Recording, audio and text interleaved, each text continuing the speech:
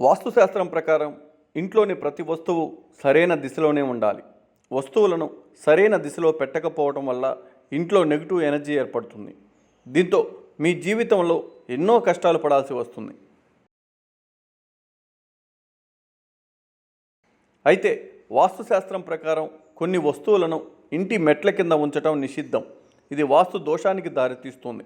అందుకే మెట్ల కింద ఎలాంటి వస్తువులను పెట్టకూడదో ఇప్పుడు తెలుసుకుందాం పదండి. వాస్తు ప్రకారం మన ఇంటి మెట్ల కింద వంటగది, మరుగుదొడ్డి, దేవుడి గుడి ఉండకూడదు. ఎందుకంటే దీనివల్ల కుటుంబం మొత్తం ఎన్నో సమస్యలను ఎదుర్కోవాల్సి వస్తుంది. వీటితో పాటు స్టోర్ రూమ్ కూడా నిర్మించకూడదు. మీ ఇంట్లో ఆర్థిక పరిస్థితి బాగాలేదా? అయితే దానికి కారణం మెట్ల కింద ఉంచినటువంటి బూట్లు, చెప్పులే. వాస్తుశాస్త్రం ప్రకారం మెట్ల కింద చెప్పులను, బూట్లను పెట్టకూడదు.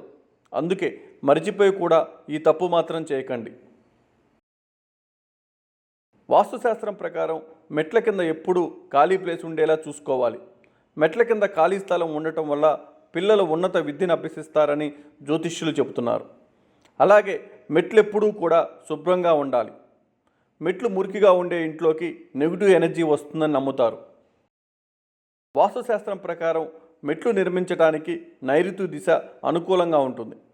మెట్లు వేరే దిశలో ఉండకూడదు.